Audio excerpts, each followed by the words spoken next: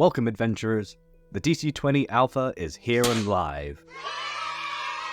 And for those of you not in the know, DC20 is a brand new fantasy TTRPG system being developed by the Dungeon Coach and the Dungeon Company.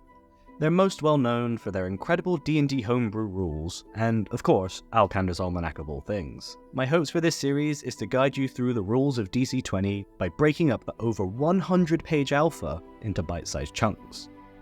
With that out of the way, let's learn.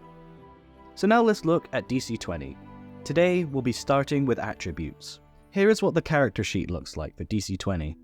Don't worry, we're only going to be focusing on this small part here. DC20 has 4 main attributes that represent what a character is capable of. There are 2 types: physical attributes that include might and agility, and then there are mental attributes that include intelligence and charisma. Each attribute will have a modifier ranging from -1 to +7 that is meant to show your capability in these attributes. These modifiers are added to any dice rolls that you might make that involve one of these stats. There are different methods to assigning the attributes, but we'll cover that when we come to making a player character in another video. You can increase these attributes modifiers at different levels as shown on screen, but it is important to note that there is a limit on how high any attribute can go. At level 1, your maximum is +3, but at levels 5, 10, 15, and 20, the limit increases by 1 up to a maximum of +7. Now let's dive a little deeper, shall we? There will be terms that you won't know yet, but don't worry, they'll be covered in future videos. Might. The big strong stat. If you want to focus on being strong and using brute force to tackle a challenge, then might just might be for you. Might is used for being able to wield heavy weapons and heavy armor, and while wearing heavy armor, you can add your might to your physical defense. You also gain extra health equal to your might, and might is also used when getting into and out of grapples, jumping, throwing, how much weight you can carry at one time, and finally, might saves to resist effects such as being knocked down. Agility, the stat if you want to be nimble, do backflips, and be good with your hands. This attribute is also useful for ranged weapons, whips, and some special weapons that require a level of agility to use.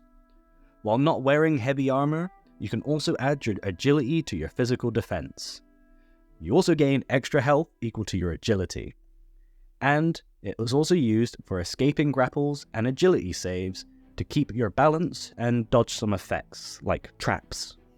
Intelligence. If you want to have the biggest brain using facts and knowledge to tackle your problems, this is the stat for you. Intelligence is also useful for adding to your mental defense. It also affects your bonus mana gained when you get a spellcasting feature, can be used for language checks, being able to see through illusions, and intelligence saves to resist attempts that might affect your mind, like having your thoughts read. Charisma. If you want to be the face of the party, solving problems with your charm and cunning, then charisma might just be the stat for you. It's also useful for adding to your mental defense. It also contributes to the bonus mana from a spellcasting feature, can be used in social checks, and, as you can probably guess, charisma saves, which can be used to resist the effects that try to dominate your mind and emotions. That covers the core attributes, but there is another. The prime modifier. This stat is special because you can't directly increase it like your other stats. Instead, your prime modifier is always equal to whatever your highest attribute is. So, if you had a +0 in might, +1 in agility, +3 in intelligence, and a -1 to charisma, what would your prime modifier be? That's right. Since our highest stat is a +3, our prime modifier is also +3. The prime modifier represents your character's overall experience as an adventurer, and is used for attack checks to make attacks with weapons and unarmed strikes, spell checks for casting spells and using supernatural powers, your save DC, difficulty class, how hard is it for an enemy to resist your effects, and awareness checks, your ability to perceive and detect the things around you. As you can tell, the prime modifier mostly affects combat. The design intent here is to allow you to play any kind of character and still be useful in a fight. You could have a wizard that focuses on their might, or a barbarian who has high intelligence, and they would still both be useful. You can also roleplay the way your attacks and spells are cast.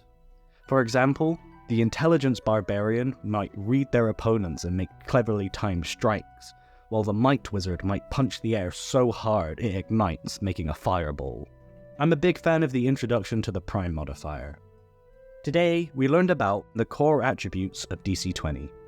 The next video in this series will cover skills, trades, languages, and mastery, covering this section here. If you have any questions, please leave a comment and I'll do my best to answer them. I've included links in the description for you to find out more about DC20, and thank you if you made it this far. If you enjoyed or are excited for DC20, leave a like and let me know in the comments.